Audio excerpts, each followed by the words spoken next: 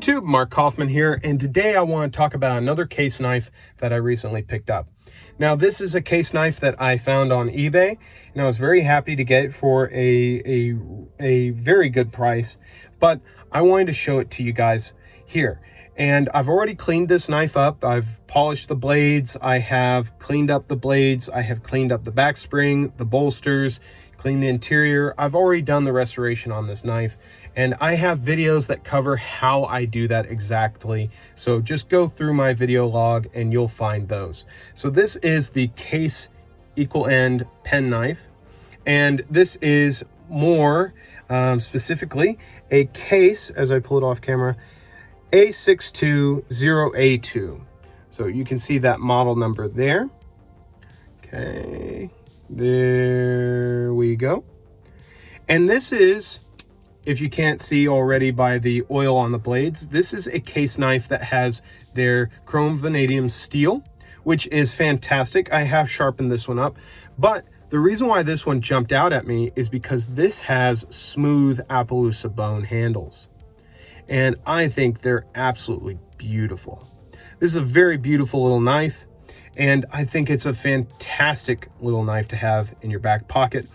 I would probably not throw this in with my keys or anything like that just because of how beautiful it is, but I will tell you this chrome vanadium, I mean, I have had chrome vanadium and I've had chrome vanadium, but boy, this one rusts really easily. Like really easily. I've had this in my pocket and just a little bit of moisture in the air, and I've already seen rust spots. So I put a liberal amount of oil on here, and hopefully that'll avoid any more rust on this. I actually had to polish these out just a little bit, but this knife actually was produced in 1979. So for a knife that old, it's looking pretty good. Now, why did I pick up this knife? This knife here, for me personally, is a knife that I wanted to pick up, and let me get a little more light in here. I wanted to pick this knife up not only because of the Appaloosa bone handles, but I felt that this was a beautiful little knife that would offer a lot of usability in my everyday life. So for me personally, I have been moving more and more towards slip joints, and I'm going to turn this over so you can see the other beautiful side of it. And I've been turning more and more towards slip joint knives and traditional knives, not because I have laws that keep me from carrying certain other knives, but it's just I prefer this right now in my everyday life. I really do enjoy slip joints, and I find them to be no fuss, no thrills. It's just a knife and I can open it easily. Of course, I love my paramilitary 2s. I love my complex locks, but for me, slip joints right now make sense and I love it. So this has the Appaloosa bone handles, and the Appaloosa bone on these are beautiful. And these bone handles are just polished perfectly. They're beautiful. They really have some depth, at least on the back side. And then on this side, you can see it's a little bit darker. But for a knife of this age, this thing is in pretty darn good shape. And the snap on these is fantastic. Let me zoom out. Really great snap, great walk and talk. But I am very happy to have this in my collection. Now, for me personally, I'm going to have to see how this chrome vanadium steel holds up in my storage case. I'm a little worried that it will rust, just given how easily it rusted just with humidity in the air, and I even had oil on it. So I'm going to see how that goes, but I am happy to have this pattern in my collection. Now, after discussing why I chose this, I'm going to discuss another reason why I did choose it. This is actually one of Case's oldest patterns. They've been producing this since the late 1800s. And this knife here is a wonderful example of what Case can produce and create. And I find this to be a really interesting pattern, not only because of its history and how simple it is, but I think it's a very beautiful pattern.